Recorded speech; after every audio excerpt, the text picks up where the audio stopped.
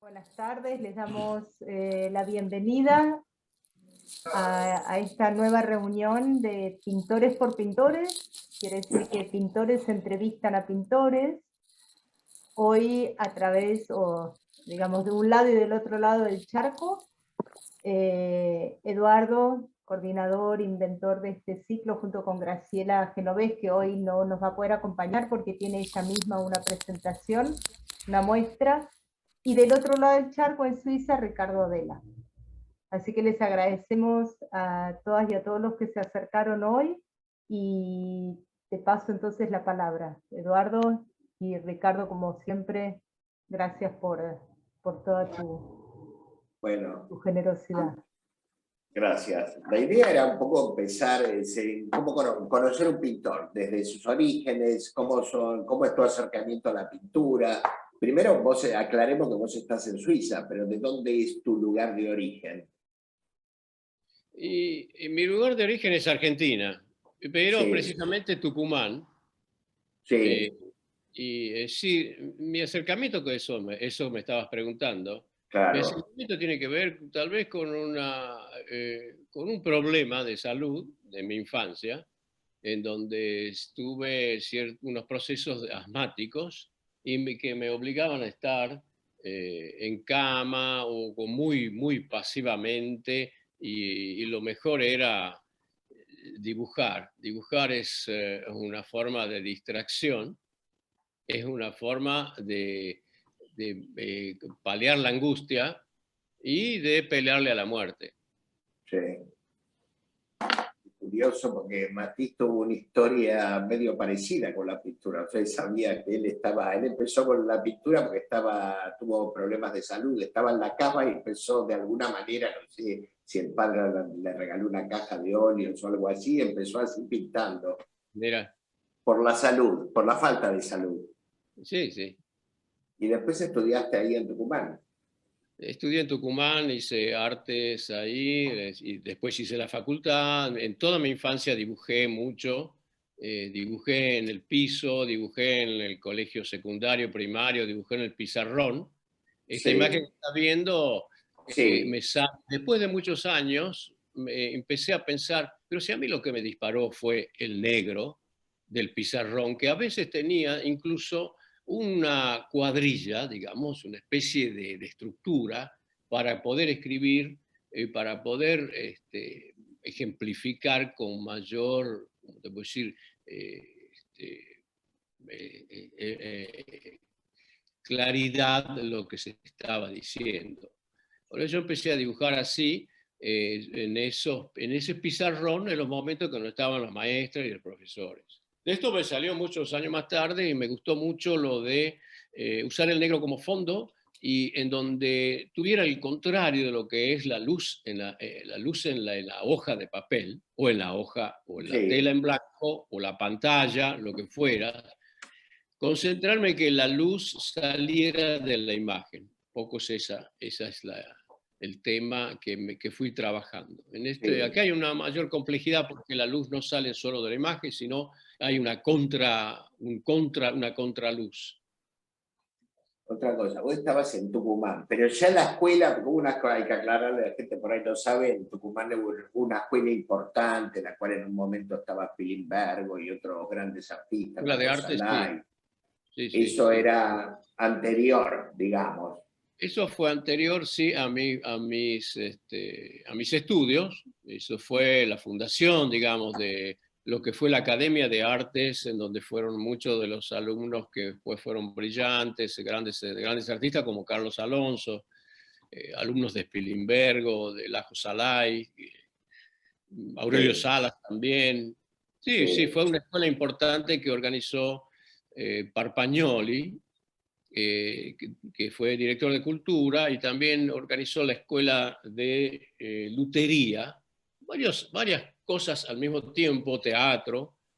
Y ese es un tiempo que es una especie de siglo de oro, entre comillas, en Tucumán, porque se forma mucha gente y es un gran atractor de artistas que vivían en otras provincias, incluso en Buenos Aires, Rosario, Mendoza, vinieron siguiéndolo a Spilimbergo y a este grupo. Valle Planas, por ejemplo, vino también a enseñar en Tucumán, Entonces, de esa camada, Sí. Aurelio Salas y otros, yo fui alumno de esos, Ah, Ezequiel Linares, que también vino a Tucumán, siendo del grupo Sur, junto sí, con una cantidad, con un grupo de artistas como Leo Vinci en Buenos Aires, y sí, de él fui alumno durante esos años de la facultad, que ya se había convertido sí.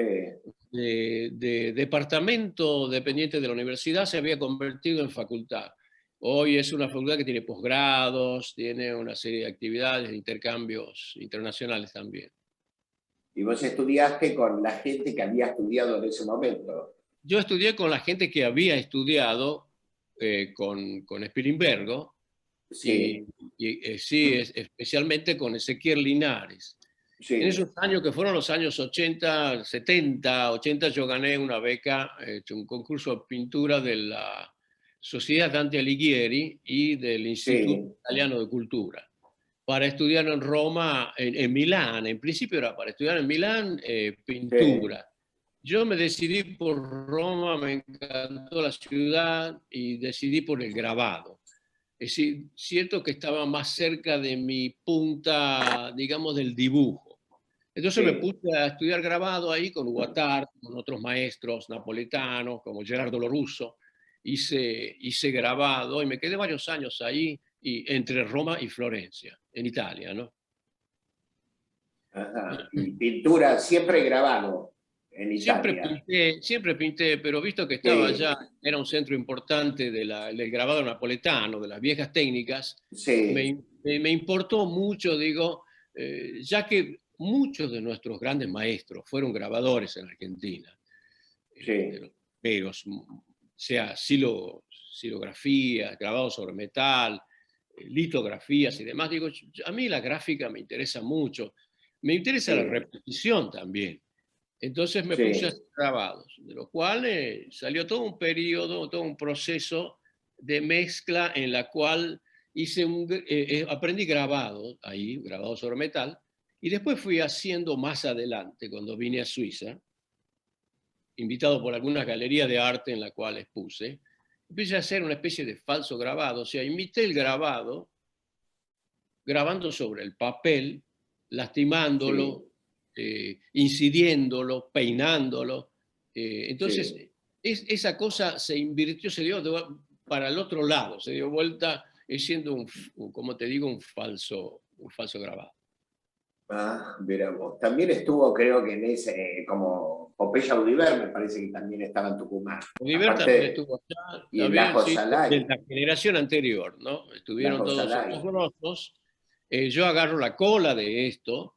Sí, Después, no, después durante mis últimos años, 3 años, ya era la dictadura militar, así que sí, incluso me presenté, gané concursos, yo había estado cerca del Partido Socialista, así que rápido me eliminaron de los cargos que había ganado y empezó es una decadencia tremenda, sobre todo en Tucumán, porque estaba Domingo Bussi, que se hizo sí. cargo de la provincia, inventándose una guerra que no era tal. Así que eso Sí. hizo que mucha gente nos fuéramos, algunos como podíamos, y se fue apagando este centro importante que había sido la Facultad de Artes. Y ahí coincidió con la beca esta. Ahí coincidió con esa beca, me pasé unos años feos porque yo me fui recién en el 80, Ah, después de haber pasado la peor parte. lo peor, sí, sí, sí, sí. Sí. ¿Y después qué hiciste? Cuando llegaste a Europa, ¿seguiste, ibas y venías o te quedaste ahí? Me quedé varios años sin volver, 4 años sin volver, después de Roma fui a Florencia y monté un taller de grabado con algunos amigos, con un grupo de amigos de grabado sobre metal, y me quedé allá, sí, 4 años, 5 años, es decir, después de ahí de Florencia me fui, en el 85 estuve en Suiza con un par de exposiciones Y recién ahí volví por primera vez a Argentina, por primera vez después de esto, que en realidad mi beca era de un año, digamos, nunca las becas son de 7 meses, una cosa así, pero yo la alargué con todo lo que se podía y pasaron varios años hasta que volví a Argentina, después de estos años que te di cuenta. Y después, o sea, ¿cómo volviste a Europa? Porque ahora estás en Porque Europa. tenía varios. Vivir como artista significa tener varios recursos, varias veces en la manga, ¿viste? No es solo tu arte, si te iba bien a veces o buenas oportunidades, pero después está la cuestión económica, así que yo también tuve contratos para dibujar con los arqueólogos en los yacimientos romanos que había en Suiza, que se abrieron. Yo dibujé ahí para la parte de excavaciones. Y también otros contratos que tuve para dibujar, para ilustrar libros. Entonces eso, mientras yo fui a Argentina, volví y tenía aquellos contratos para continuar. Así que volví para seguir aquel trabajo, ¿no? Eso. Sí. El tema económico siempre es un tema que a veces se evade en el arte, ¿no? Pero yo creo que la mitad de la historia del arte está llena de problemas económicos. Sí, creo que en general yo he leído mucho. Problema económico.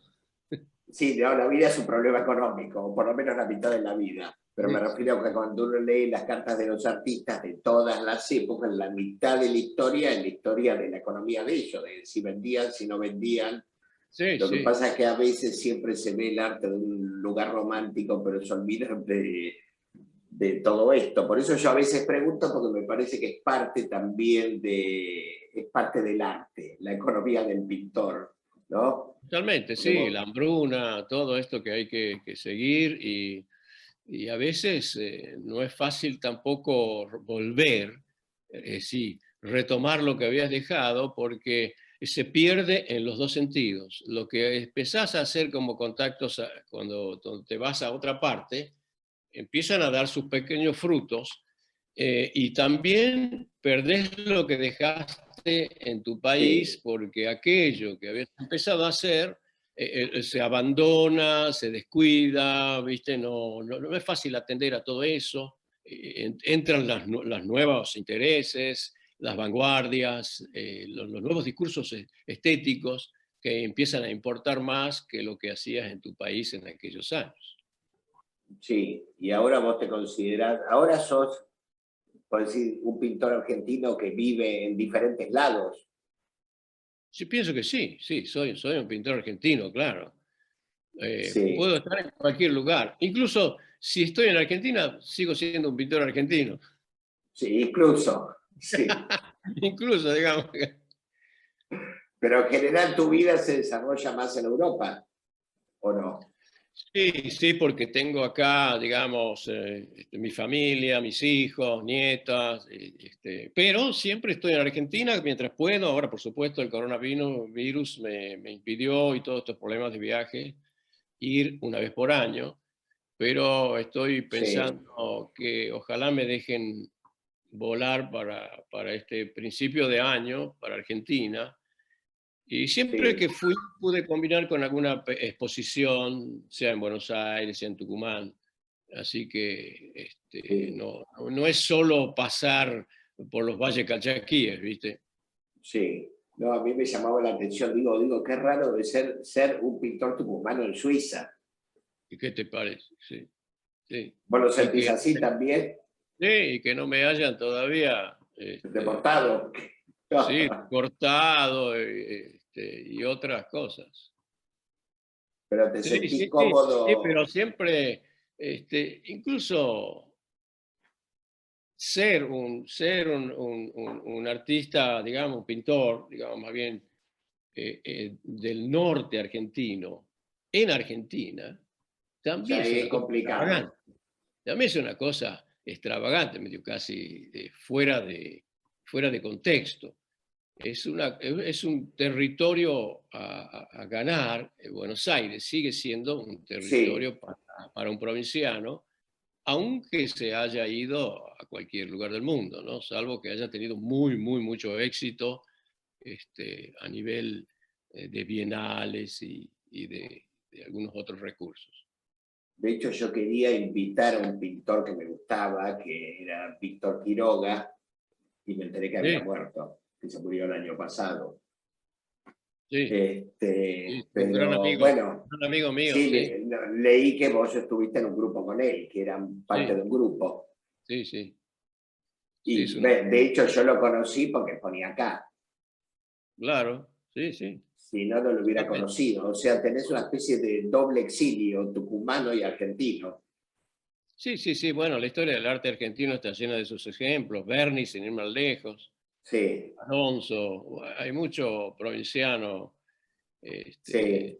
Buenos Aires sigue siendo un territorio de conquista, digamos, si se quiere, de Sí, de hecho, realización. a los pintores de la provincia, Alonso Mendocino, pero lo conocimos porque vive acá. Claro, claro, Si totalmente. hubiera seguido Mendoza, no sé si lo hubiéramos conocido tanto como lo conocemos ahora. Probablemente, sí. Y bueno, y ahora tu vida está allá, por ahora.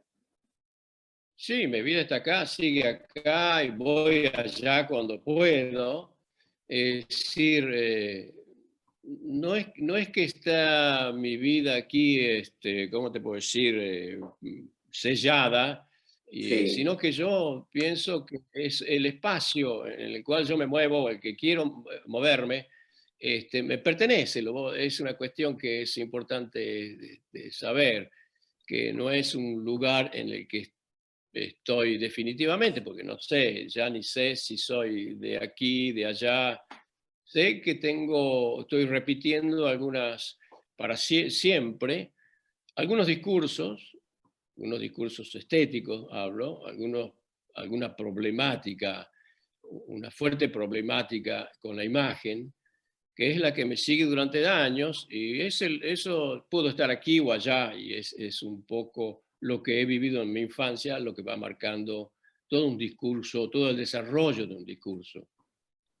sí, acá estamos viendo algo, si querés hablar vos, del gran pintor, del príncipe de la pintura, llamémosle, de Velázquez. Totalmente, totalmente, sí, sí, hay algunos grandes amores, grandes pasiones que tengo yo con la pintura barroca, Sí, si sea Velázquez, Rembrandt, ¿no? Goya, por supuesto, pero pasado por el filtro de un discurso gráfico. Por ejemplo, aquí en el lado esta menina, sí. en el caso de Velázquez, a mí lo que me fascina es cómo hace ingresar la luz desde un ángulo. Desde un ángulo hace ingresar la luz hacia el sujeto, hacia lo que está pasando allá adentro, ¿no? Lo que está Sí, pasando en el cuadro. Yo lo que hice aquí es ingresar la luz desde la sombra por pequeños trazos en donde hay como una multiplicación, unas rupturas, es como un pixelado. Eso es lo que me esto es importó pastel, hacer. ¿no? Es pastel, Esto parece, es un lápiz, son lápices de color. Son lápices. sí, Eso es una pintura a lápiz, si se sí. puede Y decir así. trabajaste, perdón, trabajaste sobre un fondo oscuro, sobre un papel oscuro, y lo Es el ibas papel es negro, iluminando, el papel es claro, negro, porque eso es lo que me importa, venir desde atrás sí, ganando una piel, una segunda piel, porque de eso se trata también la pintura, ir desvelando varias pieles desde atrás hacia adelante.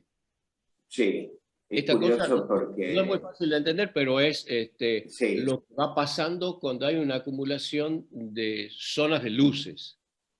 Es como si fueras poniéndole pieles a la sí, superficie sí. y no buscando profundidad, sino no yéndote hacia adentro, sino desde adentro hacia la superficie. Que emerja del oscuro. Venís desde atrás, desde el fondo, hacia la superficie del cuadro, hacia la superficie, si se quiere, material del soporte. Sí, no, es curioso porque siempre, todas las charlas que hicimos con pintores, los pintores que más aparecen de toda la historia del arte es Velázquez, es Rembrandt, es Goya, los pintores que vos nombraste. Sí, mira. O sea, como que pasan los siglos y sigue teniendo una potencia los pintores, digo, Velázquez o Rembrandt, los pintores del barroco, siguen teniendo, siguen hablándonos todavía más que antes incluso. Es curioso porque en general los primeros pintores que aparecen cuando hablamos con pintores, por ahí no es ni Picasso ni es Matisse, sino es Rembrandt o es Velázquez o puede ser Goya. Y eso llama la atención, porque se supone que uno es un pintor de ahora del siglo XXI y sin embargo aparece constantemente las referencias a estos maestros. Sí, sí, sí, sí. También podría ser que a mi generación nos haya influenciado mucho otro artista como tipo Francis Bacon, por ejemplo. Sí. O algún otro, toda la pintura alemana, la nueva pintura de salvajes alemanes, digamos, que algunos están vivos, Baselitz y todo el grupo, por ejemplo. Pero lo que pasa es que, por un lado, es más fácil de verle a un difunto que a uno que todavía vive en la esquina de tu casa. Bueno. Ese por un lado. Por otro lado, es que estos son maestros de maestros, sobre todo el barroco. El barroco para América Latina es muy, muy importante en su discurso sobre la luz y la sombra. ¿Qué es lo que sucede ahí? Porque eso es lo que me importa a mí dentro del dibujo o la pintura. Algo está por pasar. Yo lo que tengo que hacer es crear un espacio en donde algo suceda. Es decir, crear la posibilidad de un acontecimiento. Esta cosa ha sucedido en el barroco con la espacialidad.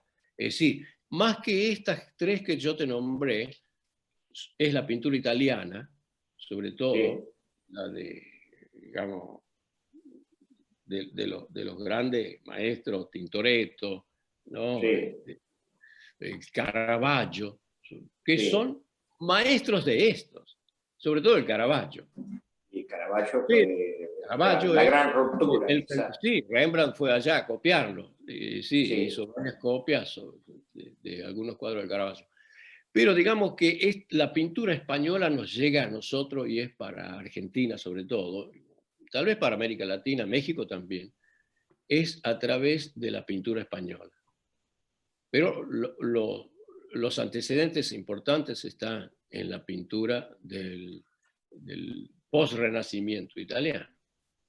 Y para mí eso, por más que por ahí no suena muy bien decir, la gran pintura parece esa época, cuando uno habla de la gran pintura. Después hubo pintores extraordinarios, puede ser Picasso, quien sea, Delacroix, pero cuando hablamos el top 10, digamos, y tenemos que hablar de estos tipos, tenemos que remitirnos al 1600, hablar de Vermeer, qué sé yo, y de ahí por más que... Y sí, Tiziano, y Tintoretto, y Caravaggio, y Vermeer, y qué sé yo. Y ese para mí es una cumbre de la pintura. A mí me parece, y cada vez que hablamos con pintores, aparte de hablar pintores contemporáneos o las influencias de uno, siempre aparecen estos grandes nombres. O sea, pasan los siglos y seguimos hablando de Rembrandt. O en este caso de Velázquez. Entonces, también siguen hablando los que no pintan, como Bill Viola, ¿no? Por ejemplo, hizo varias muestras que son casi una citación sobre citaciones. La hizo en el museo, la hizo en España, en el Museo de la Academia de Bellas Artes. Hizo un paralelo entre la pintura Rivera, de estos grandes maestros. Él puso en una proyección de video algunas escenas con actores, con su técnica, digamos, del filmato en alta velocidad y después pasado muy lentamente. Lo que hace que sea casi ¿cómo te puedo decir? Un cuadro que se mueve. Sí, hay una lentitud que es la de Bill Viola siempre. También siempre con paralelo, o también con citación a la pintura barroca, a la luz de la pintura barroca y a los espacios indefinidos, que son, por ejemplo, el Tiziano tiene mucha pintura inacabada, que es lo que a mí me encanta, lo que a mí me fascina, esa cosa que no está terminada, que no es el hiperrealismo de Dalí, que no me importa para nada, sino esta cosa que parece como que hay un descuido, hay una duda, lo sigo, lo dejo, me queda una cosa en un pasar. Ese pasar es muy importante, muy interesante dentro de la pintura. Es como si estuviéramos viendo algo que tiene temporalidad. A veces uno ve una pintura inacabada, o inacabado no, porque Miguel Ángel, los esclavos, no sé si están inacabados o no así, y por ahí se acerca más a nuestra época, esa pintura menos terminada, o esa escultura de Miguel Ángel de los esclavos que algunos piensan que está inacabado. O sea, a veces cuando uno ve un boceto o algo más gestual, digamos, de estos grandes artistas, nos parece algo que nos remite más a nuestra época. Sí. E incluso en Rembrandt. Porque lo inacabado, en el fondo, deja una gran libertad. El que pone los ojos en lo que está viendo ahí no ve una realidad, ve la suya. Sí. Hace una proyección. Lo que hace es una proyección de sí mismo. Entonces tiene una captación dentro de esa cosa inacabada. Puede continuar en un proceso mental muy, muy interesante, muy enriquecedor. ¿Y cómo ves? A ver si saltamos en el tiempo y vamos a la época actual. Y vos estás en Suiza viendo muestra. ¿Qué sentís que tiene que ver esto con todo lo que está pasando ahora? Si tiene algo que ver. Sí. Bueno, por eso te mencioné el ejemplo de Viola, de que claro, que es un tipo que está en el vídeo, pero está tocando todo, es como si viéramos. Lo que pasa también en otro sector, también el performance hace su hincapié en la historia del arte. Pienso que lo que pasa también acá, Suiza tiene una gran tradición en lo que es el arte, la gráfica. Max Bill, Paul Klee, digamos, toda esta gente que es muy gráfica y muy concentrada en lo que es un mensaje de signos. Una especie de racionalismo heredado de la Bauhaus. Esta cosa es un gusto por la minuciosidad, por el detalle. En Klee es clarísimo, porque ves unos trabajos, pero cuando te vas acercando, se ve que ha pasado mucho tiempo haciendo entrecruzamientos y rayitas para lograr una sola imagen, ¿no? Eso no pasa en los espatulados y en la, como te puedo decir, en la gestualidad de la pintura alemana. Pero en Suiza hay una gran tradición sobre lo que es la gráfica y sobre lo que es el diseño en general, sea de la relojería hasta lo que es el arte actual, qué sé yo. Por ejemplo, Pipilotti Ritz, ¿no? Es una de las mujeres más conocidas internacionalmente, con el video. Entonces hace una especie de autorretrato de ella siempre de su cuerpo en el agua, con una gran lentitud, algunos dirían con un gran aburrimiento, pero es, ¿cómo te puedo decir? El espíritu de la época. Eso es lo que pasa acá. Aunque la pintura ha sido recuperada y se está volviendo a pintar, hay mucha gente que ha vuelto a pintar después que la pintura la mataron muchas veces. Y bueno, siempre resucita. O en realidad nunca la mataron, siempre dicen, ¿cómo es que dice el tango? Dicen que estoy volviendo, pero nunca me fui, que el tango de Troilo. Está bueno eso, está muy bien eso del tango. Sí, nunca se fue, digamos. Por más que la quieren matar todo el tiempo, en realidad no es que la mataron, sino que nunca se fue. Sí, se hace el muerto. Sí, bueno. Y hay un movimiento, supongo que vos, no sé, estás cerca de las capitales, no sé en dónde vivís. Estoy en Berna, sí, Berna es la capital. Y ahí hay, culturalmente, sí. hay mucho arte conceptual, hay mucha instalación. Sí. Las escuelas de arte incluso están haciendo mucho hincapié. Mi hijo acaba de terminar una escuela de arte. Es una estructura muy abierta, muy libre, en la cual cada uno hay una manipulación de objetos, hay una necesidad de reencontrar en dónde empieza el objeto, qué significa lo objetual dentro del arte. Entonces, si ven un dibujo, muy buen dibujo, casi les parece medio obsceno, porque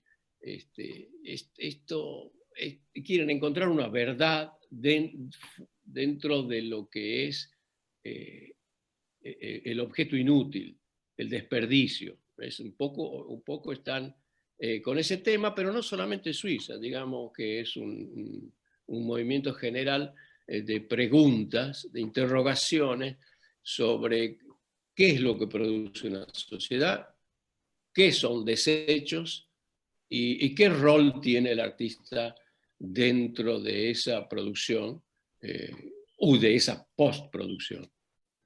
¿Y cómo ves que encaja el dibujo y la pintura en eso? Si encaja.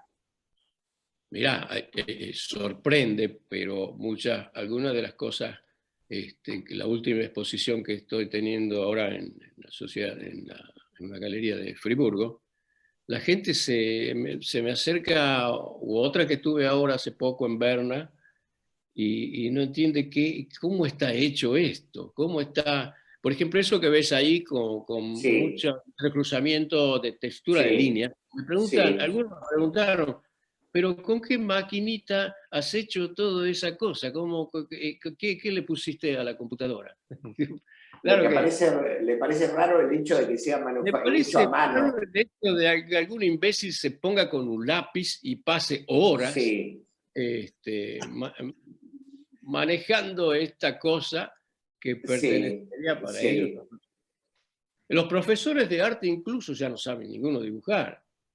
O sea, no se enseña. Tu hijo estudió en una escuela de arte, acabas de decir.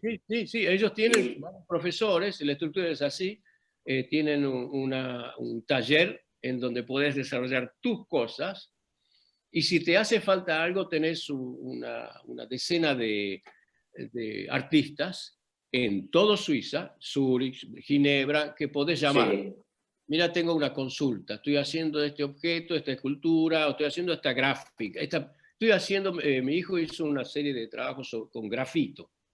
Sí. Mientras llenaba la gran superficie de un grafito negro, tuvo alguna duda. Entonces, cuando tenés esa duda, llamás a este artista, que forma parte del complejo de profesores que tiene la escuela, y ese tipo viene el lunes de 10 a 12 a verte y a hablar sobre esa problemática que tenés. Después se va y seguís solo en tu taller hasta la próxima demanda que se te ocurre. Yo tuve una diferente.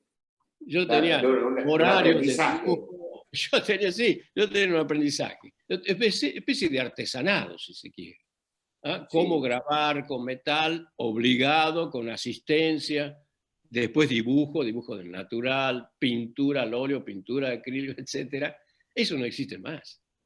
Esto directamente casi como que uno tiene una imagen y llama a alguien para que ayude a desarrollarla. Exactamente. Y esa imagen, muchos de los chicos, muchos de los alumnos la están pescando de internet. ¿Viste? Hay información de internet. Ahora, entonces no hay un aprendizaje real, o sea, desde la escuela hacia el alumno no existe eso. No, desde el punto de vista artesanal, no. No, en las escuelas de música sí, pero en las escuelas de arte hay como, te puedo decir, una necesidad de desmaterialización de lo que era el sujeto artístico, lo que era la producción material del arte. Entonces, en ese sentido, podés trabajar desde el punto de vista conceptual tratando de desmaterializarlo. Es decir, yo escribo un texto y hablo sobre lo que espero hacer, que todavía no lo hice, pero lo estoy contando. Pero en ese momento no tengo necesidad de tener ni un lápiz, ni nada a mano, ni siquiera un taller. atelier, qué sé yo, eso que se llama atelier, tienen muy poca gente, que son los que todavía están dentro de la necesidad sensual del color y de la mancha o de la pintura. Del lenguaje del arte, digamos, de la Sí, pintura. sí, de la parte Ahora, ¿y a sensual, quién llaman ¿no? en ese caso? Yo me pregunto, porque si no te enseñan y vos tenés que dibujar porque te gusta dibujar o pintar, digo, ¿a quién llaman? Porque desde la escuela ese conocimiento no se produce, no se transmite. No, sí hay un cuadro de artistas que, digamos, algunos siguen siendo grabadores o pintores, y en ese sentido estás en ese momento, podés acudir a ello, y si tenés un problema de imagen, supongamos que la imagen sea Sí, figurativa, te puede dar algún consejo, pero después se va, digamos, y vos tenés que zafar de esa cosa a tu manera. Es otra forma de pensar la producción artística. pero sí veo que es algo totalmente diferente. Pero vos qué pensás eso, en el fondo. Decís, esto es extraordinario, esto es una porquería, esto... No, yo veo que lo bueno hubiera sido combinar estas dos instancias. Sí, Alguien que pueda transmitir qué significa el dibujo, o qué es el dibujo, qué son los dedos, qué sí. son esas extremidades que desde el sistema nervioso del cerebro se van y producen algo sobre otra superficie. Es decir, aunque no dibujes, digamos, supongamos que Sí, eso está manchando con tus dedos, digamos, pero esa cosa está faltando desde hace unos años. Y también la cuestión escultórica, porque la escultura ha ido de a poco siendo reemplazada por la instalación, y en la instalación ha ido trabajando en contra del objeto icónico. sí. ¿Viste? El objeto icónico es el objeto único, fabricado con cierta belleza. Y la instalación ha ido tratando de trabajar destruyendo esa forma icónica, que es una forma única de belleza. Es decir, por eso tenés una carretilla que vuelcan un poco de tierra, y no tenés una serie de objetos de alfarería, ¿viste? Un poco esa, para hacer un ejemplo burdo, ¿no? Ahora vos me decís que en la música mantienen cierta tradición, por decirlo de Sí alguna hay, manera. sí hay algunos, porque digamos que hay gente que sigue pintando, dibujando, No, me pero hay... refiero en la música, digo, alguien quiere estudiar el Sí, violín y tiene que enseñar a no tocar hay el vuelta, ahí violín. no hay vuelta, tenés que seguir las reglas esas. ¿Y Lo que por qué hay, pensás que se produjo no esa la música diferencia? contemporánea. ¿Cómo? ¿Por qué Perdón. pensás que se produce esa diferencia? Que si Se alguien produce tiene esa que... diferencia por la crisis del pensamiento en el arte, que iba en contra de su propia producción. Desde ya Marcel Duchamp, y esto es muy viejo, hace mucho tiempo que empezó. Sí, empezó Marcel con Duchamp Duchamp, hace poniendo un 100 años. objeto, claro, hace muchos años. Entonces poniendo un objeto en el cual decía, cualquiera puede ser artista, dejemos esto de lado, este discurso de que hay que formarse o hay que estar predestinado. Lo que sí es una contradicción suya también, que ahí anotaba un mode d'emploi, cómo se dice? Una Una, manera de hacerlo. una manera de leer el arte que hacía Ah, él. Quiere decir que sin ese texto no se sí. entendía lo que hacía. Pero bueno, ese es el proceso que ha ido de desmaterialización del arte, una forma de espiritualidad, entre comillas, que ha ido tratando de destruir la materialidad del arte y volverla concepto, volverla idea, volver a la cosa platónica, que es una idea, una idea que es la verdad. La idea está detrás de esa escultura, incluso de Fidias y de toda la escultura Sí. griega. Es decir, ya la cosa, forma platónica era, detrás de esta materialidad hay algo superior. Esa es la forma platónica de pensarlo. Bueno, pero se manifestaba en una cultura extraordinaria. Extraordinaria, claro, pero siempre se pensó que esa era una forma inferior, no la de la poesía. pero sí la de la escultura. Siempre se pensó que en la época griega, te digo de Fidias, siempre se pensó que este era un artesano. Incluso muchos de estos grandes escultores no firmaban sus esculturas. No hay una firma, Fidias se conoce, pero tal vez cuántos talleres había en los cuales no estaba considerado que esto fuera una forma superior del arte, sí la poesía. Y esta forma de la vanguardia trata de recuperar el arte conceptual, sobre todo, a mi modo de ver, esa forma platónica idealista de sacarle el cuerpo al arte, ¿viste? Claro, la forma corpórea, la materialidad. Claro, es como si le molestara la materialidad del arte, sea pintura o sea escultura.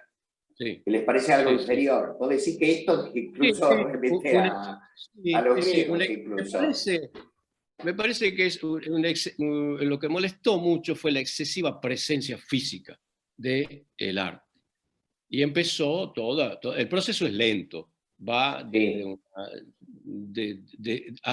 primero hacia lo abstracto y después se va tratando de...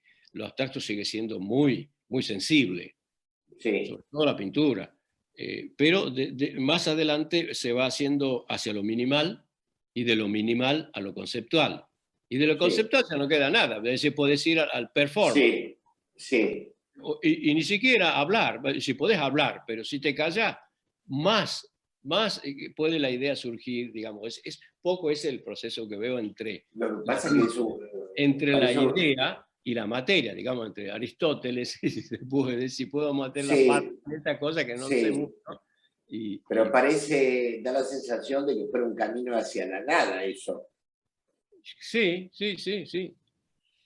Ahora, esto que vos decís, ¿lo ves particularmente en Suiza? ¿O es algo, en general está en todo el mundo, pero parece que en Suiza eso fuera todavía más pronunciado?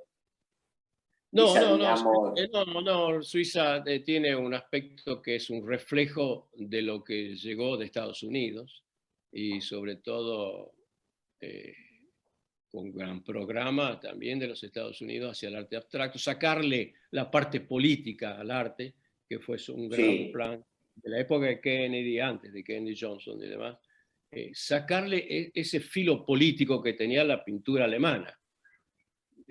Otto Dix, todos estos están hablando de problemas, están pintando problemas. Incluso la pintura norteamericana, ¿verdad? Uno piensa que la pintura norteamericana es expresionismo abstracto, pero antes de eso había otros pintores que tenían, había una pintura social en Estados Unidos, influenciada por el arte mexicano, por el muralismo mexicano, como Penchant. Sí, algunos de los muralistas fueron profesores también, por ejemplo, de Jackson Pollock, ¿no? No sé si Siqueiros, o no me acuerdo si Siqueiros fue profesor. Sí, Siqueiros fue profesor, tenía un taller en el cual aprendió un poco el uso de materiales de la industria automotriz, Jackson Pollock. Sí. Ahora, qué curioso esto que pasa, porque parece una especie de camino hacia la nada, me da la sensación. Te pregunto porque vos estás ahí, en ese lugar como un poco, no sé cómo lo vivís eso, siendo tucumano. Sí, totalmente. Es decir, hay las dos vertientes, digamos. Hay dos resultados de lo que yo veo, cómo la gente se confronta a lo que yo hago, ¿no? Por un lado, gente se asombra de que exista, que esté haciendo esta cosa, sobre todo a ciertos formatos de 3 metros, 2, digamos. Entonces, el lápiz. Es decir, lo que me puse a hacer es gran formato, tamaño grande, con el mínimo de medios, es decir, con un lápiz. Entonces, un poco, ¿viste lo que es? Decir, bueno, te voy a hacer una chacarera con 2 notas. A ver, bueno, a ver si te sale. Bueno, a mí no sé si me sale, pero digamos, quiero decirte, produce un cierto, ¿cómo te puedo decir? Impacto el hecho de ver dibujos de gran formato y que cuentan algo. Hay un relato, de eso no me puedo escapar ni quiero. Es decir, hay un relato, algo está por suceder o algo ha pasado ya. O sea, hay una cuestión temporal. Y vos Y decís hay que, una espacialidad. sí, Lo que trato siempre es abrir una espacialidad. Una vez que si logro esa espacialidad, ahí adentro de esto algo puede pasar. vos decís que la reacción es, por un lado, de asombro, Y por pero otro lado, positiva, todavía de seguimos, rechazo. sí, y por otro lado, sí, por otro lado, decir, bueno, sí, de cierta cosa como que esto ya fue hecho, ¿no? Esto ya Sí, pertenece a la historia del como arte. que, como una falta de sentido en hacer, seguir Sí, insistiendo sí, a en la esta materialidad, sí, llamémosle. sí, sí, pero sabes que se me acercaron chicos muy jóvenes que están Sí, dibujando de nuevo, dibujando con un pincel, a gran formato, y están teniendo mucho éxito, y se acercaron mucho admirados de que hubiera toda esta cosa.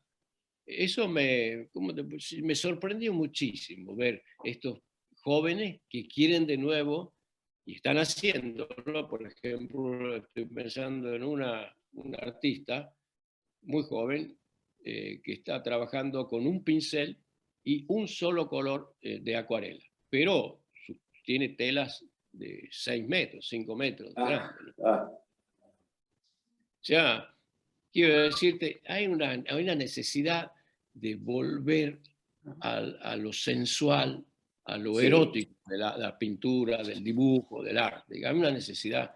¿Y por qué renunciar, digamos, a algo tan claro. fascinante, tan sensual? ¿No? Sí, O es sea, raro quiero eso, ¿no? decirte, Que hay por está, un lado eso y por otro lado, jóvenes que están de nuevo pintando o que están de nuevo ensuciando una superficie. sí, sí, qué raro, ¿no? Qué raro esto, como tantas veces me mataron. Sí, O sea, sí, la claro. pintura no sé, porque Sí, también sí, debe sí. ser algo que provoca la pintura que no les gusta, Y porque casi hay sí, hasta una sí, molestia. seguramente porque está diciendo algo, está contando algo. Y ese algo tal vez molesta en cuanto irrumpe en tu yo. Se mete delante tuyo y empieza a proponerte una situación incómoda. Porque en cuanto estás mirando algo, estás proyectando cosas y dices, ¿qué pasa aquí? Pero este es esto. A este lo están matando. ¿Y a este qué le pasa? En cambio, en una pintura abstracta, vos podés nadar entre una mancha y la otra y salir casi indemne, si se quiere. Pero cuando hay figuras, qué sé yo, si ves una obra de Bacon, hay figuras, está pasando algo tremendo, está pasando algo que no te deja salir muy tranquilo de esa sala. Sí. Y esto en general, vos supongo que si vivís en Suiza, irás por Europa seguido, digamos, ¿no? No ahora en la pandemia, Sí, sí, pero... sí, claro, sí, a veces Y a todas estas exponer, cosas, sí, y todas sí, estas sí, cosas, ves que suceden. sí, se está pasando de nuevo. La pintura nunca se dejó de amar. En la última Bienal de Venecia que estuve, hay mucha pintura. Digo, hay pintura de gran formato, de pequeño formato. Hay de nuevo eso. Hay, por ejemplo, de un coreano, hubo una máquina de pintar, como las que había hecho, las que relata Cortázar, Sí, que había visto en el Pompidou, creo, yo no sé si el Museo de Arte Moderno de París, había visto una máquina de un artista suizo que es Jean Tinguely. sí, Jean Tinguely había hecho una primera maquinita que era un brazo articulado que tiraba un chorrito de tinta. Lo absorbía y lo tiraba, y lo absorbía y lo tiraba. Y había un papel, si vos ponías el papel y lo movías, ibas haciendo tu obra. Bueno, el sí. coreano le dio una vuelta de tuerca a todo esto e hizo una máquina que no paraba de tirar chorros. Claro que estaba dentro de una cabina de vidrio, no sé si Tito la Sí. vio, la viste, no sé si fuimos juntos aquella vez. Sí, sí, fuimos juntos, sí, sí, Era una me cabina acuerdo. de vidrio, había un robot que con los brazos tiraba chorros, y suerte que había una cabina de vidrio, porque no estaríamos todos manchados. Sí, Lo sí, a que lo hizo la Pollock. cura del Bauhaus es eso. manchar a todo el mundo, con sangre de cordero, con lo que fuera, pero digamos, quiero decirte, manchar, pintar, enmascararte, esa máscara es la que produce la pintura. Mira vos. Te Bueno, quiero decir, pintar se sí. sigue pintando de distintas maneras, qué sé yo. No, pero a veces siempre da la sensación de que fuera un lenguaje que a veces tiene algo de molesto. Porque se supone que la pintura está muerta, déjenla morir. Claro. Pero parece que quisieran estrangularla más que dejarla morir. ¿No? Sí. Lo que asombra, por ejemplo, en la historia del arte es una pintura como la de Tiziano, sí, que se llama El desollamiento de Marcias. Sí, Marcias, sí. Sí, está de la última época, una pintura extraordinaria. Digamos, hasta ahora no hay ninguna pintura de hoy, ni siquiera Francis Bacon llega a esa atrocidad tremenda que produce el efecto que haya este músico que osó desafiar a Apolo con su lira y él tocando el flautín, digamos, la flauta de Baco. Entonces lo castigaron y lo van desollando. La pintura de Tiziano es tremenda, está también inacabada a la manera Tiziano. ¿No? Van sacando el cuero, hay unos perritos en el piso que van lamiendo la sangre que cae, ahí está por lo que toca la música y hay otros que miran como si fuera un gran espectáculo. Digamos, esa cosa está hecha en 1600. Digamos, que después, sin pan y sin trabajo, viste que produce un efecto tremendo en la pintura argentina. Sí. Siempre pienso en esa ventana, la pintura de Sívori, o también el malón aquel.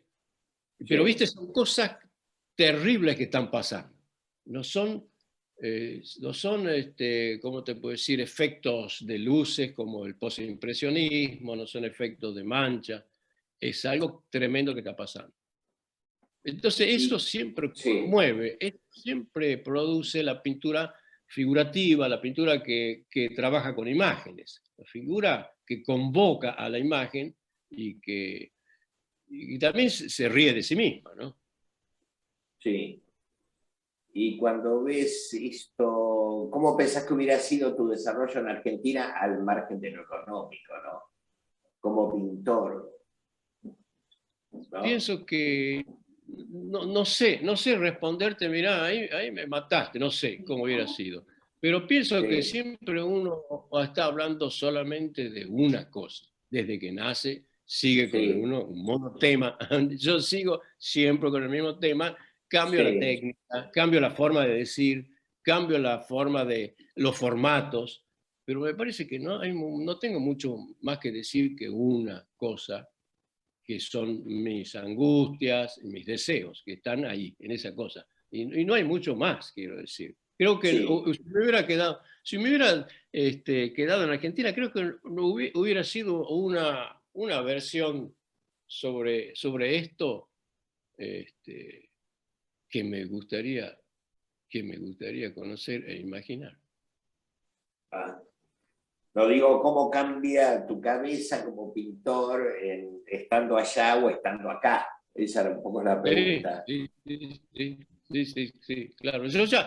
Yo ya cambié, mi cabeza cambió, es decir, no cambió, pero pienso que es, como dijo algún poeta que no me acuerdo quién es, el país es la infancia.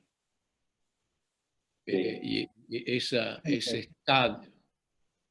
¿Qué dice quién? Rilke. Rilke, bueno, la verdadera patria es la infancia.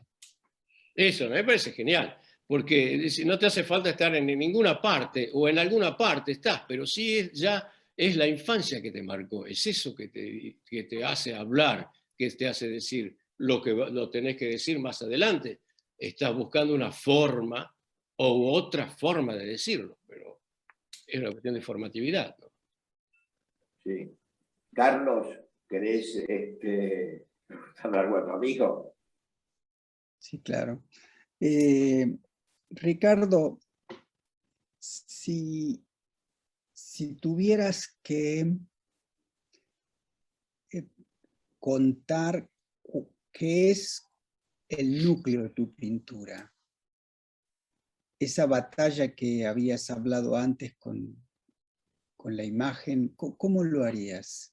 Si tuvieras que contarnos, mirando hacia atrás, en tu obra, que yo no la conozco toda, pero conozco bastante y he tenido la oportunidad de estar en tu taller y ver pinturas de diversas épocas.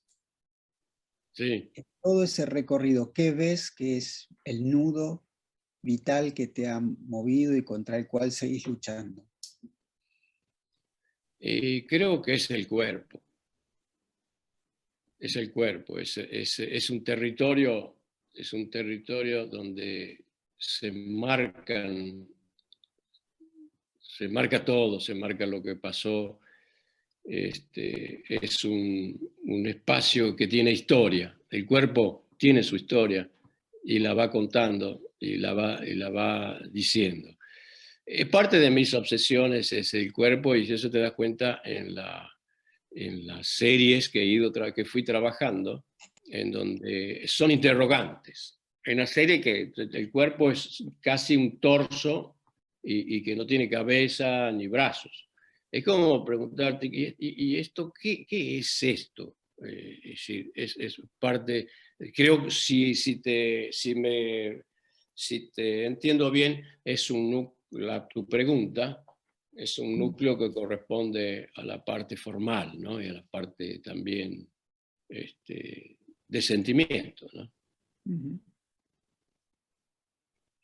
Ahí hablaste antes de que de alguna forma el arte conceptual o ciertas versiones del arte intentan borrar esa dimensión política del arte, ¿verdad? De respuesta a esa dimensión. ¿Vos crees que esa dimensión está en tu obra? Yo creo que todo el arte es político, ¿no? Incluso aquel que conceptual tiene sus formas políticas, por algo no se habla de algunas cosas, esa ausencia también son una forma de participación política en el arte incluso conceptual, en el arte de instalaciones. Yo pienso que política es en lo que yo hago, en el sentido de que estoy comprometido con lo que me está pasando. Lo que me pasa a mí puede pasarle a cualquier otro. Entonces, en ese sentido, sí hay un compromiso político, si se quiere. No en cuanto a la búsqueda de un mensaje o de algo que yo quisiera transmitir o forzar o tomar partido. Porque más bien mi trabajo, fluctúa entre uno y otro punto, o sea, entre la duda. Entonces no hay una cosa muy definida en cuanto a tomar un mensaje político. Es decir, en ese sentido no me interesa, no lo hago. Es decir, no es mi intención. Otra pregunta. Nosotros hablamos a veces siempre de pintores y aparte de las influencias de los pintores. De las influencias, viste, por ahí uno tuvo un maestro, un pintor, o vio alguna muestra. ¿Cuáles sentís que fueran tus influencias, aparte un poco del barroco, ¿no? De la pintura clásica? ¿O qué pintores sentís que te marcaron? En Argentina me marcó mucho mi profesor de pintura, fue mi maestro Ezequiel Linares. Ezequiel Linares, sí, sí, también porque me impactó muchísimo el uso, la economía de medios, porque hay una figura frontal, a la manera de Botero, una imagen frontal única. Sí. En donde en esa imagen pueden suceder muchas cosas, por la forma en la que está manejada esa imagen, está construida. sobre todo la serie de La Virreina, y es un pintor que me influenció mucho dentro de la pintura argentina, ¿no? Sí, y después cuando viajaste, bueno, aparte de los clásicos, digo, alguna muestra o del mundo más contemporáneo, algo que te haya llamado la atención o te haya movido el piso o lo que sea. Me gusta mucho una parte de la pintura alemana, por ejemplo, Neo Rauch, no sé si lo conocen Sí, ustedes, sí, conocemos, un sí, yo lo figurativo conozco. Sí, complejo, sí. muy figurativo para ser actual, complicado incluso y arriesgado en poner mucha imagen, casi sin un sinsentido una al lado del otro, como si fuera un surrealista, si se quiere. Sí, sí, Porque debe tener 50 y tantos años hoy. Pero también me gusta sí, Richter, que es un tipo completamente abstracto por la forma en que trabaja la sí, materia. Porque sin poseer ninguna imagen, tira materia sobre una tela y las mueve con un palo, con una sí, barra. Es decir, me sí, gusta que no son necesariamente figurativos, ¿no? Hay mucha pintura. El hecho pictórico que no relata también me interesa mucho, ¿no? Como te digo, Richter. sí, También hay hoy mucha pintura digital, si se quiere, que me sí. interesa menos por la factura, la terminación que ofrece, o también una terminación óptica, como te puedo decir, demasiado perfecta. Sí. En ¿Y cambio, cómo en la ves? presencia Sí. directa, qué sé yo, hay otro hecho, hay un hecho. Volvemos a la materia, digamos, al Yo cuerpo de creo alguna que sí, manera. sí, yo soy materialista. Sí, pero parece que uno tendría que excusarse de eso. Sí, sí, sí, sí. ¿No? Somos pintores vergonzantes. Y sí, no sé, si te gusta el vino tinto, sos Sí. materialista. Ah, bueno, está bien eso. Sí. ¿Y cómo ves? ¿Y el panorama que estás viendo alrededor tuyo? ¿Cómo lo ves? Ahora, este par de años, último par de años, difícil, muy complicado. Y recién ahora se están abriendo los museos, hubo mucho control, pero hay diversos intereses. Se diría casi que lo que estuvo anunciado hace unos 10 años, la ruptura de la línea histórica sobre el arte es sobre la producción de arte. Por ejemplo, una fundación importante que hay acá, que es la Beyeler, ¿no? Que está en Basilea, está haciendo una gran retrospectiva de Goya, Ah, mirá. pero la más grande que hay, porque hay cuadros que vienen de Estados Unidos, hay cosas de España, de que están en grandes colecciones y que no se han visto siempre. ¿Qué interés puede demostrar en ese sentido la pintura a alguien que hace instalaciones? Bueno, eso es lo curioso. Que también toda este arte, que es, ¿cómo te puedo decir?, inmaterial, entre comillas, Sí. se alimenta de aquellos productores que son justamente lo contrario de lo cual están produciendo. Mm. Claro, porque eso es la pregunta, hacia dónde, bueno, yo supongo que en esta pandemia va a ser un parteaguas de alguna manera, no sé en qué sentido, pero me parece que Sí, va a marcar un antes y un después. No sé cómo se va a desarrollar eso. Por ahí sí. vos decís que hay... Sí, Ahora se está abriendo, se están abriendo las exposiciones, está como Suiza se ha ido un poco relajando de los miedos, se están de nuevo produciendo cosas que se puede participar incluso sin máscara. Este, Algunos museos no, sí los imponen, los piden, pero se está empezando a mover, porque hay una respuesta, tiene que haber una respuesta erótica a todo esto, a toda esta cosa sí, tanática que ha pasado. Y sí, eso es lo que está empezando a suceder. Está empezando a suceder una necesidad del gozo, que ha más estado vital. más vital, claro, totalmente. Hay Ricardo, una de tus últimas pinturas que fue puesta como pintura emblema en el volante que hicimos para difundir este encuentro, sí, no sé si se llama La Balsa de la Medusa, pero está en referencia a La Balsa de la Medusa, ¿no? Esa pintura, Esta.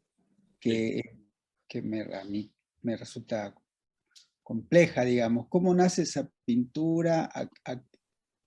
¿Qué te motiva y qué complejidad tiene para el pintor, ¿no? Técnica, formal. sí, sí. Siempre hay una idea disparadora, digamos, para alguien que no sabe qué hacer, pero que necesita que ese hacer lo mueva, es decir, lo que hace falta es moverse. Esa cosa, a veces la idea no está muy buena, muy genial, pero por suerte se va corrigiendo con los primeros resultados. La idea inicial es una sala de danza que tal vez tenía un destino. Esa sala de danza me imponía un formato y me dio la idea de que fuera no un grupo de danzas que estaban bailando, sino una especie de antimovimiento, de descanso y de inmovilidad dentro de lo que fuera la composición. Es decir, en principio fue una necesidad de cuerpos en reposo, el contrario de la danza que uno piensa, cuerpos no bellos ni muy clásicos, pero que estuvieran regidos en un estadio. Ese estadio no era el estadio en el que están, sí, pero que no está, en el que están bailando, sino en un estadio de reposo, si se quiere. Es eso la idea inicial. Ahora, cuando empiezo a hacer una serie de cuerpos que se cruzan, que se agolpan, que se detienen o se levantan, cambiándolos bastante veces, los cambié de lugar. Pero se me ocurrió que esa cosa es siempre, digamos, un grupo así, está siempre en el riesgo del fracaso, del naufragio. Es decir, cualquier cosa que vamos a hacer puede naufragar. Esa cosa es una metáfora de lo que yo mismo vivo y yo mismo hago como artista, el miedo al fracaso. Pero al fracaso en la obra, porque es tremendo pensar que estás invirtiendo mucho tiempo, muchas cosas, muchas ganas, y eso no resulta, es un naufragio. En ese sentido tenés razón, es la balsa de la medusa, el disparador de la metáfora, porque esa balsa que fue construida cuando se hunde la medusa, cuando se va hundiendo la medusa, que es este barco francés, porque tiene sus desperfectos, los tripulantes de mayor categoría se salvan en lo que quedaba, en botes y demás, y queda un grupo que improvisa unos palos y arma una balsa. Es decir, en el arte pasa esto. No podés estar con un pie en la tierra y otro en el agua, otro en la balsa, porque ese es un riesgo a tomar. Si te vas de tu país, si te metes en el arte, te va a pasar o corres el riesgo del fracaso o no lo haces.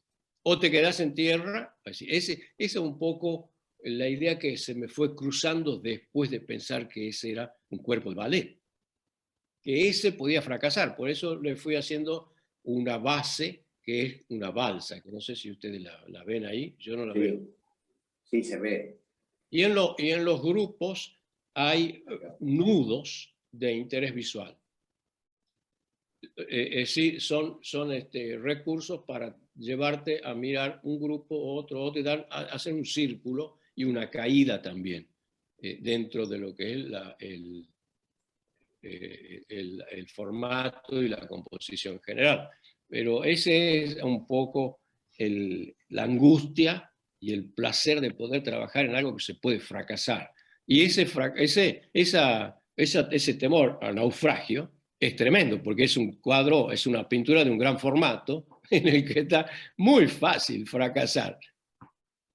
No sé si... ¿Esto era un encargo o...? No, en inicio tal vez fue un encargo, pero después ya se quedó para mí. Yo me lo encargué a mí mismo y me propuse que esta cosa, ya que tenía un formato fuera de lo comercial, si se quiere, me daba la libertad total de poder fracasar, de poder naufragar. Como dice ¿Cómo viviste? Sí. ¿Y cómo viviste estos años de pandemia, este año y medio de pandemia? Supongo que sos pintor, en general uno está en el taller. No sé cómo sí, fue porque para soy un vos. monje. Yo acá estoy, en estos 2 años, estos 3, 4 años de esa pintura estuve y otras cosas más, estuve mucho trabajando y tuve también exposiciones, así que no, me divertí y por suerte no me pescó esta cosa que hubiera sido para mí bastante grave.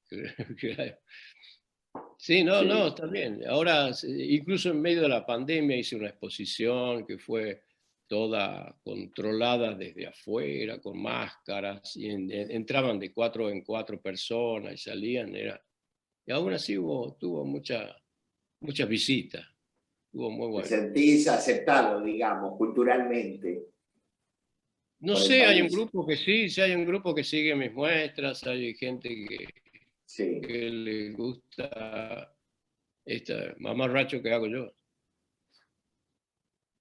¿Y proyectos? No sé si te respondí, Carlos, ahí lo que me No, preguntaste. sí. No, te decía de la pandemia, viste que fue un momento tan dramático. En realidad no fue. Sí, Pero claro. ¿cómo lo viviste en el sentido de, qué sé yo, por ahí el pintor tiene la ventaja de que siempre está dentro del taller, o sea que lo Sí. afecta y lo afecta quizás menos que a otros, en algún Sí. sentido? En un sentido sí, y de otro seguís trabajando, se sigue estando en el taller si es que tu producción artística permite ese tipo de encerramiento, ¿no? Sí. ¿Y cómo se gestan esas otras preguntas que no hacemos? ¿De dónde viene el cuadro? Desde vos tenés una idea previa. En general siempre en los cuadros hay improvisación, pero a veces hay pintores que trabajan con una idea Sí, previa, con una idea como más, hay idea, hay una idea, sí. hay a veces una idea, sí, pero que después no es necesario respetarla. No, Aparece esa idea y es una excusa como para empezar.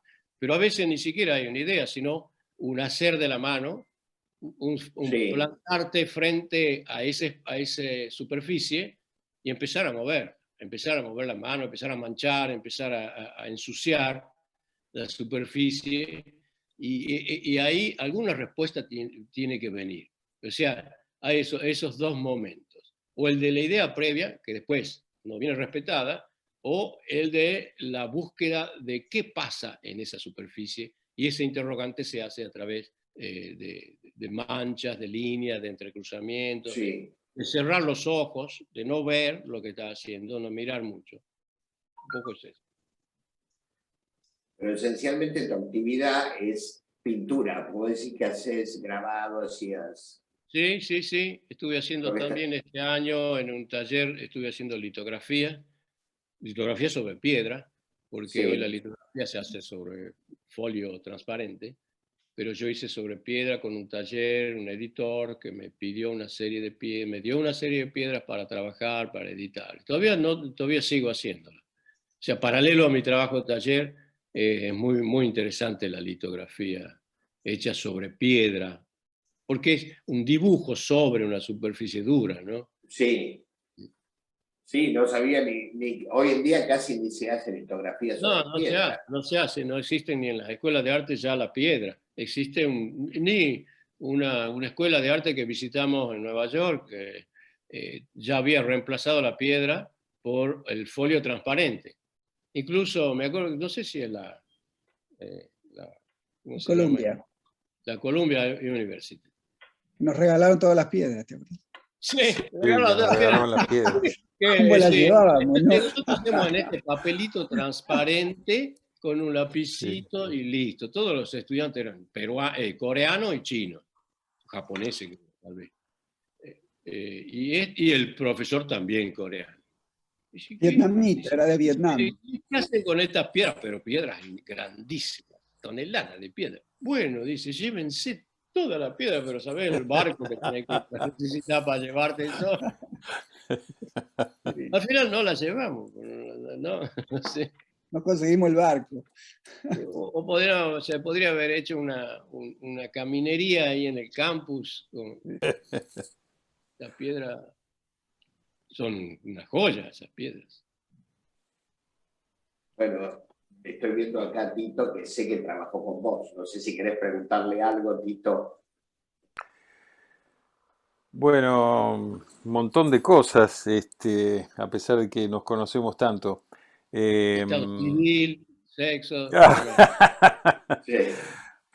No, yo quería preguntarte, Ricardo, porque hay en tus dibujos, en tus obras, siempre uno se siente como interpelado por los protagonistas que intervienen en la obra, ¿no?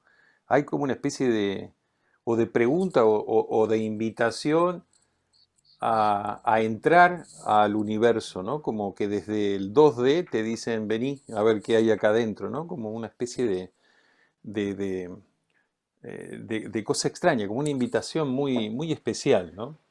Es decir, uno siente como uno se siente interpelado ante esos personajes. Yo te pregunto, cuando vos estás casi terminando uno de estos dibujos, una de estas obras, ¿vos podés tomar distancia y sentís que el personaje te pregunta a vos también? Es decir, ¿sentís en algún momento una ruptura como que es el personaje solo el que está hablando? Y Sí, la segunda pregunta, digamos, como para terminar, es, ¿cuándo te parece a vos que una obra está terminada? no sé. No, bueno, sí, te contesto la primera. A mí también me sucede que me sorprende lo que pasó en eso que estuve haciendo. Me sucede cuando me distancio y no lo veo durante varios días. Y a veces pasa de que, porque yo tengo mi taller en la planta baja y el departamento arriba, bajo a veces a la noche que no puedo dormir o algo así, y de golpe, sin pensar, veo ese fantasma y me asombra y me asusta.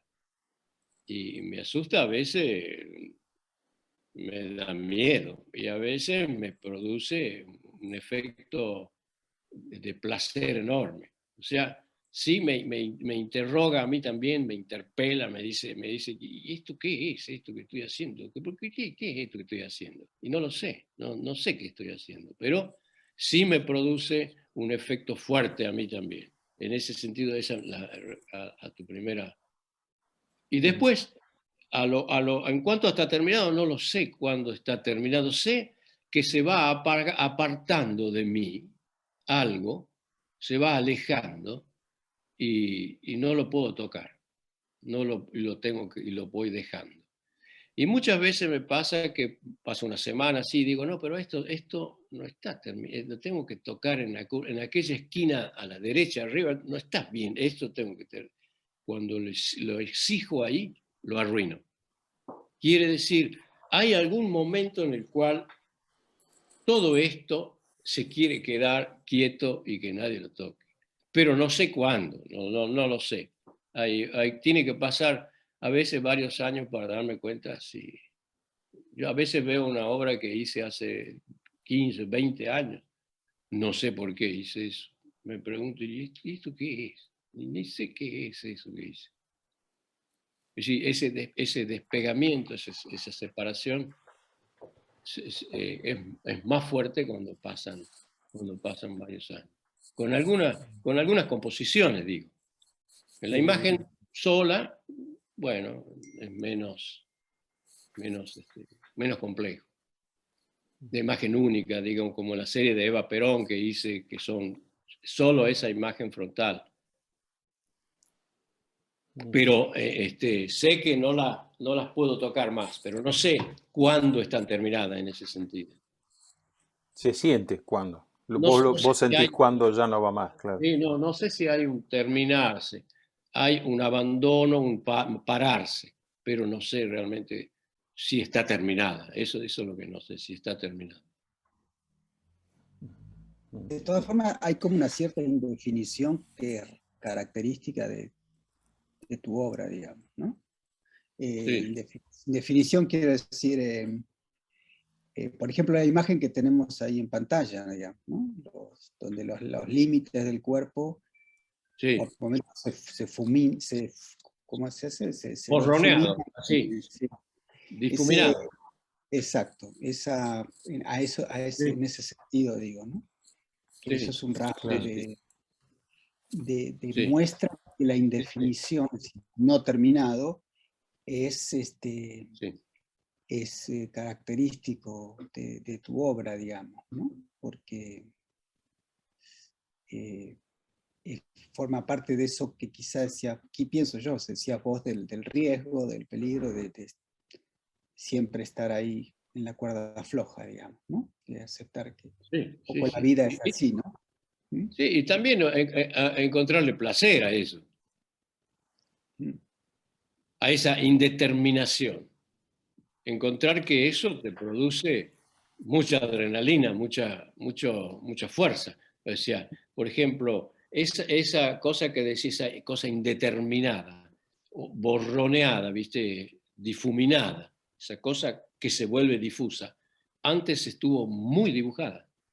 Es decir, muy construida. Es un proceso de construcción y destrucción de la forma. Romperla significa poder construirla primero de una forma creíble ¿Mm? y después borronear un poco y reconstruir. Entonces ese proceso de ida y vuelta desde la construcción a la destrucción de la forma deja algo que es temporal. Esa ilusión de temporalidad la da esa indefinición, esa cosa que está y no terminada me produce a mí un efecto de tiempo, de algo que ha sucedido realmente, algo que está pasando, algo que es indefinido. Es una cuestión de movimiento, si se quiere. Y también de que esa conformidad física que estoy pintando, si sea un cuerpo, no tiene un contorno real definido para siempre, definitivo. Se corre para la izquierda, pero tiene los ojos para acá. Es decir, hay un luchar, hay una lucha entre eso, en quedarse en ese momento o ponerse en otro momento, en otro lugar. No sé si me explico. ¿Sí? Sí, y justamente también, ¿no? Esto que decís, es posible que, digamos, sale y está vivo, uno ve una pintura viva y, ¿no? Ve un dibujo vivo, justamente por esa mutación, ¿no? Por esa cosa que viene desde otro lugar, ¿no? O sea, se llega y es como que va arribando ahí, cosa que en el arte digital es como mucho más complejo, ¿no? Esto Sí. es como que se nota ahí la presencia de esta especie de David y Goliat, ¿no? De un solo lápiz contra tremendo tamaño, cosas Sí. que si fuera digital, bueno, ya ahí hay otro tipo de cuestiones en el medio que sería muy difícil encontrar esta vida, ¿no? Como en este ejemplo Bueno, que... probablemente el que trabaja ahí tiene placer, encuentra felicidad, porque se trata de eso, ser feliz, esa es en el fondo la actividad, el gozo es el que te va empujando a hacer, el que me empuja a mí es la búsqueda de una felicidad, ¿no? A pesar de que lo que estoy tratando son temas amargos, tremendos, angustiosos, hay una gran felicidad en hacerlo, en ponerte ahí y manchar. Y a veces no es un lápiz, sino que es un trapo el que me ayuda borronear un poco una parte de la figura. O sea, en ese sentido sí es esa materia y esa suciedad la que me produce un gran placer para luchar con el cuerpo. Es decir, en ese sentido, por eso te decía antes, que es el cuerpo un poco el centro de lo que me intriga. Tocarlo, dibujarlo, romperlo, volverlo a redibujar. Es decir, hay varios procesos uno sobre otro. Y eso es lo que va quedando rastros de todo lo que ha pasado, de todo lo que se ha ido sufriendo también, ¿no? Sufriendo. En la serie sobre el matadero, que no sé si aquí hay alguna imagen de esas, en las que no sé. Sí, en la serie que también es sobre papel negro y lápiz, ¿no? Sí.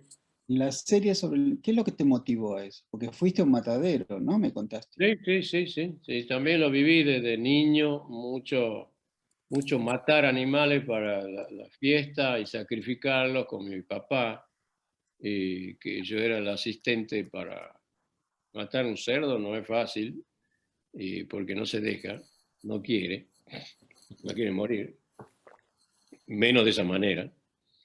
Y entonces esa cosa del sacrificio y esa cosa del cuerpo vuelve también como la imagen de Cristo. Hice toda una serie ahora que puse el cuerpo que está tratado de una manera y que ha perdido, que se ha configurado en la zona del torso y las piernas. Se ha quedado como grabado ahí, en la ¿cómo te puedo decir? En la imaginería, en la iconografía, digamos, popular, está presente ese sacrificio, esa sangre. Eso es lo que me interesaba mucho de buscar esta cosa que nosotros hacemos, que es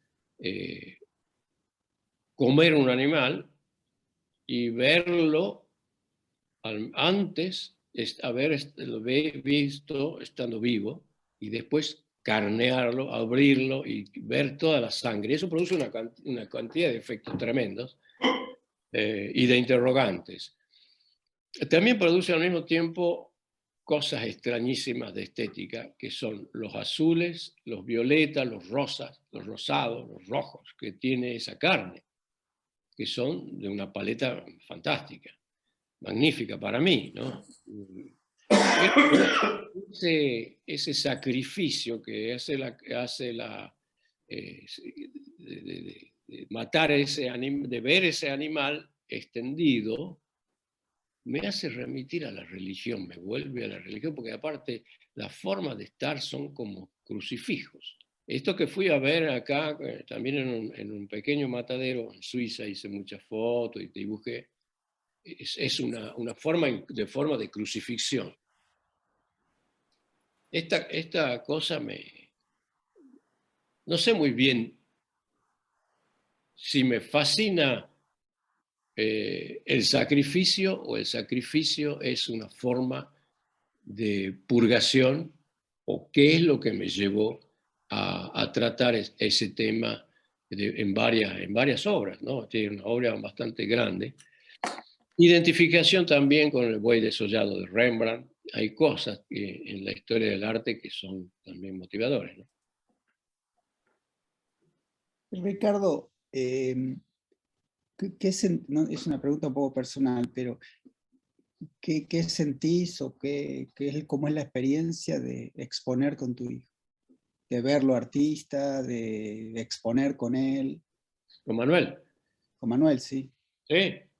Y bueno, extrañísimo, porque es decir, por un lado me veo yo empezando a entrar en una cosa tremenda que no sé para dónde va ni cómo resultará, pero que es fascinante. Por otro lado, veo que me encanta a mí que él le haya gustado entrar, comprometerse con esto. No sé hasta qué punto hasta ahora está consciente de dónde se está metiendo. Pero él, que tiene un estilo completamente diferente, eso me gusta mucho también, y que tiene su propia iconografía, su propia gráfica, muy lindo, muy fuerte. Sí. ¿Estás contento de estar en Suiza? Yo estoy contento de estar en Suiza, sí, sí, sí. Ya son muchos años. Hay amigos que vienen a verme sin necesidad de que yo viva allá. Hace rato que no viene ninguno de ahí. Pero Sin necesidad de que los invites, ¿no? sin necesidad de que me invite, ni que los aplauda tampoco. Carlos se fue el último que estuvo por acá, me parece. Sí, yo estuve, con Agustín estuve, sí, Con Agustín.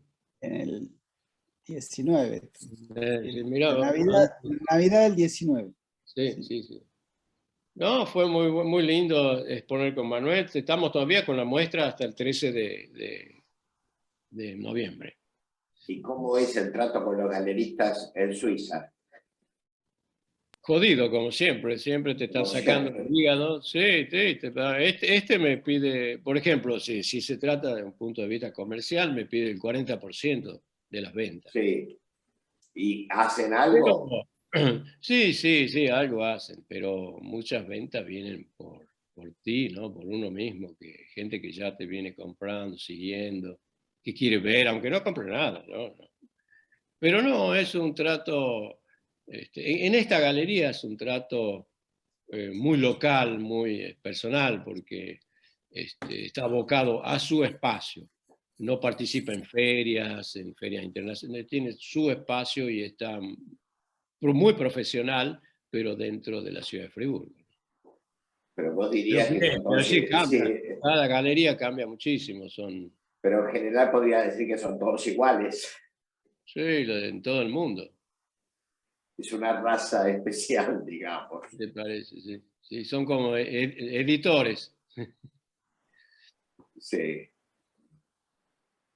Y proyectos de Pero exponer. a veces hay que pasar por eso, o sea, hay que estar con Y ellos. bueno, Hay una complicidad, a veces con algunos hay una gran complicidad, así como también pienso que con editores o con directores de museo hay un amor, una cosa que se instala y que es un interés mutuo, ¿no? ahora, al margen del 40%, supongo que, no sé, hacen un catálogo, participan más en la economía de la Sí, muestra. sí, sí, sí, también hacen sus cosas, mueven, prensa y demás. No, sí, claro.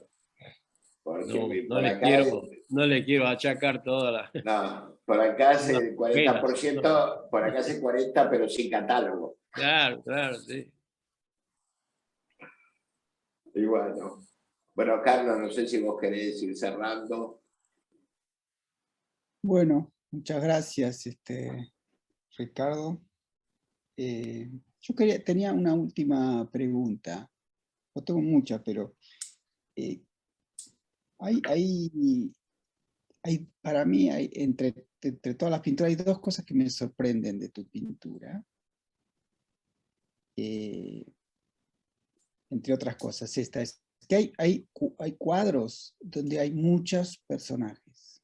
Sí. No solamente el que vimos, sino, por ejemplo, hay esa serie genial para mí que es como si fuera una mesa y hay personajes fuera de la mesa que mueven personajes Sí. que están dentro de la mesa, ¿no? ¿Sí? Como si fueran, Sí, Titiriteros. sí, sí. como si fueran Sí. titiriteros Sí. y en cambio hay otros cuadros, como el que estamos viendo ahora, que es un solo personaje, ¿verdad? Sí, sí, sí. Y lo que me impresiona siempre es que esos cuadros donde hay muchas o varios personajes, cada uno de ellos tiene una fuerza de atracción muy poderosa, ¿no? Pensando que soy un observador o contemplador inculto, digamos, en pintura, como puede ser el gran público, digamos, ¿no? ¿Y qué es lo que te lleva a una cosa y a otra, ¿no? Sí. a la soledad y la fuerza de la soledad del personaje. Bien, está buena tu pregunta, porque muchas veces esa multitud que ves en esto son fragmentos de un personaje que podría hacer parte de un solo cuadro, de una sola superficie. Ahora, que estén en conjunto es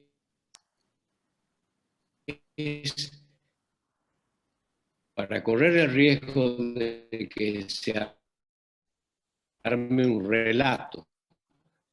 Cuando hay literatura, pues, varios, en una composición compleja de varios personajes, a veces los tengo también en una imagen sola.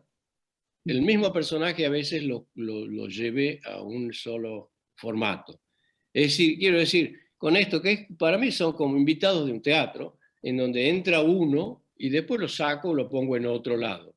Fíjate que en esa composición hay varios planos de participación, e incluso el plano más cercano es gente que está mirando lo que está pasando en el primero o en el segundo plano. Son varios planos hasta que llega a vos que estás fuera de eso, pero que también haces parte un poco de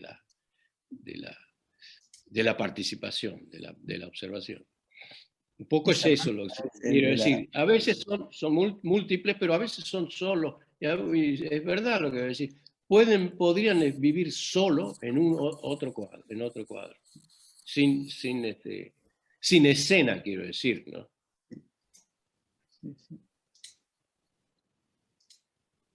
Incluso ahora en una de las últimas muestras... Esa cosa teatral tiene que ver también con tu experiencia de teatro, tal vez, ¿no? Pienso que sí, y que el teatro y que el mundo es un teatro. Tiene mucho que ver con ciertas formas de ver de la representación. Lo que está detrás, muchas veces está detrás de bambalinas lo que está pasando. Lo más interesante que pasa está atrás y no en proscenio. Y a veces he hecho, por ejemplo, hay uno, no sé si es el que están bien o otro, hay unos árboles que están en el fondo de la escena.